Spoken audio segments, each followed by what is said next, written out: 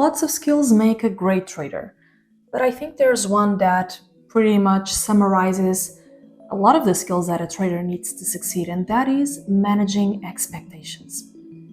Today, I'll give you some perspective on how you can manage your expectations and make it easier for you to follow your trading rules. So, stay with me for the next minutes and learn how to become a better decision maker. Expectations are the biggest enemy of a trader, and they show up in multiple ways.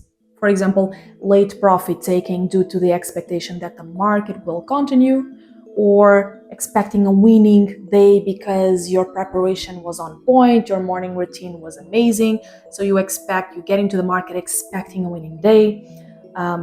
Marrying a view in the market and forcing trades in one direction just to realize at the end of the day that you were fighting against the trend, impulsively re-entering a trade for the second time, forcing your trading idea.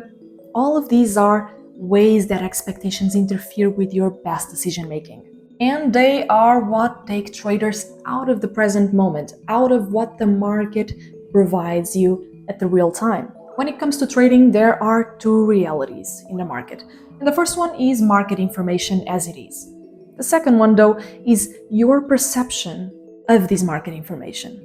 In essence, we're here experiencing all a different reality. So there's no such thing as one absolute reality. However, there is a way to connect better with the first reality, the reality of what is. Notice that the first reality, the market information, means that an up candle is an up candle, or an up move is an up move, and a down candle is a down candle. But when we are trading, our brain has the power to transform an up candle into a missed vacation, into a hit in your self-esteem, your self-worth. So candles take on all types of meanings, especially when you enter a trade. So the ultimate trading skill is your ability to not be influenced by the pain of the previous trade or the expectation of a future result. So in essence, you're trading based on the present moment, fully detached of your brain's illusion. And this is the ultimate trading skill, right? Ideally, you want to take each trade emotionally detached. But there are certain events that make this task way more difficult. For example, a missed trade prompting you to enter an impulsive trade afterwards, the regret of a mistake making you want to overcompensate and again taking an impulsive trade, the pain of an impulsive loss or a loss taken off strategy making you want to oversize the next trade. In this sense, a trade's performance doesn't only have the effect of affecting your daily P&L and your account balance, but also your decision for the next thing you want to do in the market. Sticking to your rules facilitates the goal of taking each trade emotionally isolatedly. Disrespecting them, though, puts you in a disadvantage to do so. And I love a passage from Brad Steenbarger in his book, The Daily Coach. If you haven't read it yet, I highly recommend it. And it goes like this. A good rule is not only a thought that crosses your mind of what needs to be done. It comes with feelings attached, an awareness of both the consequences of violating the rule and the benefits of following it.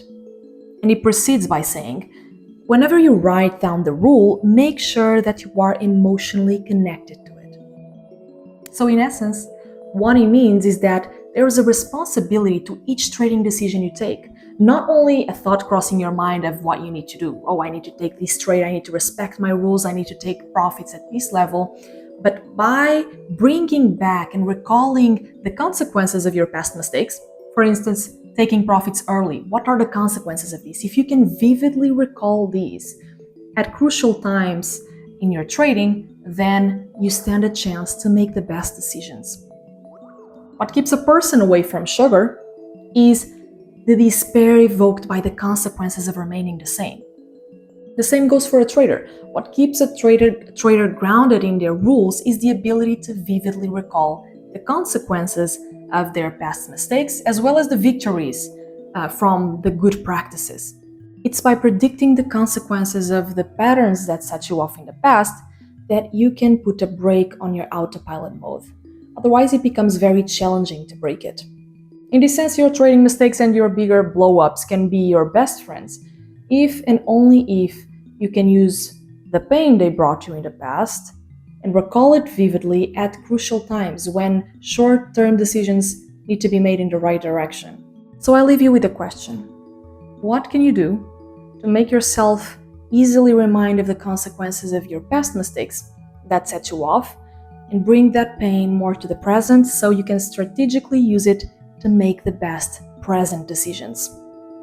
Peaceful trading, Sarah. So if you're interested in becoming a better emotional manager, a better trader, and a better person, subscribe to the Paid Plan and go for it.